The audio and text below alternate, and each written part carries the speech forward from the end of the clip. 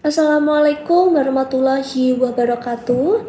Para jamaah Haitur yang dirahmati Allah, pada video terakhir dari materi tata cara umroh ini, kita akan membahas hal-hal yang perlu diperhatikan setelah memahami alur ibadah umroh. Kita akan membahas mengenai tips selama berada di tanah suci, kesalahan yang sering dilakukan jamaah, prinsip utama doa dalam umroh, dan adab saat berada di tempat-tempat yang utama untuk berdoa. Yang pertama di sini mengenai tips di tanah suci dan juga beberapa hal mengenai kesalahan dari jamaah. Selama berada di tanah suci, ada beberapa tips yang perlu diperhatikan.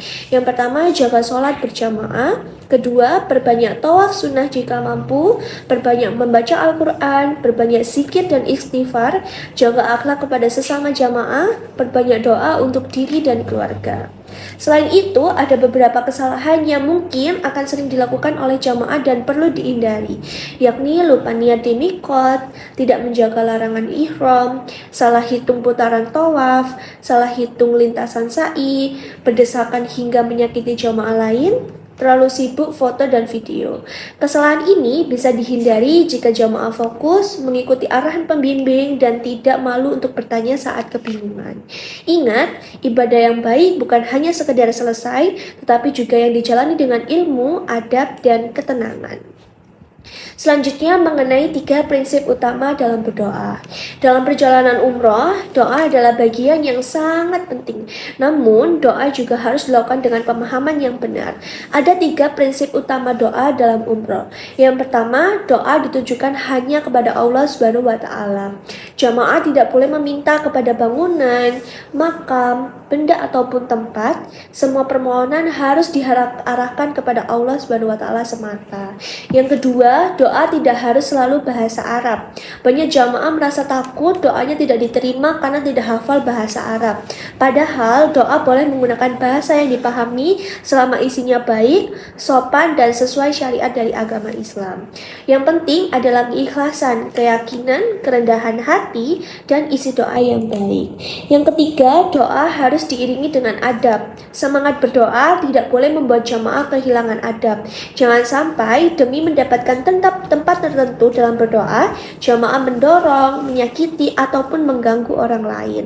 Tempat yang mulia harus didatangi dengan akhlak yang mulia.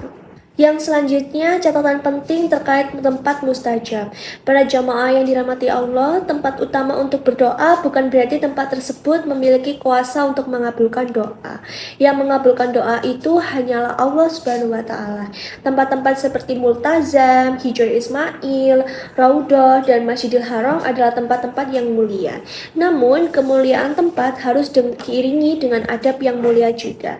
Ada beberapa hal yang harus dihindari para jamaah agar tidak melakukan kesalahan. Yang pertama, mendorong jamaah lain demi mencapai tempat tertentu, menyakiti orang lain saat ingin berdoa, berteriak terlalu keras, mengusap bangunan atau benda dengan keyakinan yang tidak benar, meminta kepada tempat bukan kepada Allah Subhanahu wa taala, menganggap doa pasti tidak diterima jika tidak sampai ke titik tertentu, berputus asa jika tidak bisa masuk raudhah atau multazam, mengabaikan keselamatan demi mengejar tempat tertentu.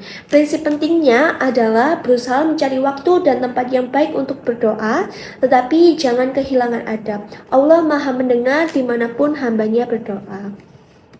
Para jamaah Haitur yang dirahmati Allah, demikian materi tata cara umroh.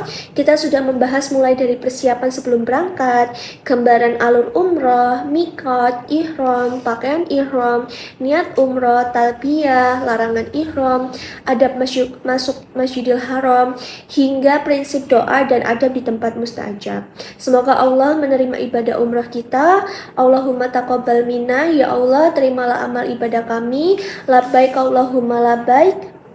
Semoga setiap rangkaian ibadah yang kita lakukan menjadi jalan ampunan, keberkahan, dan perubahan diri yang lebih baik. Terima kasih. Wassalamualaikum warahmatullahi wabarakatuh.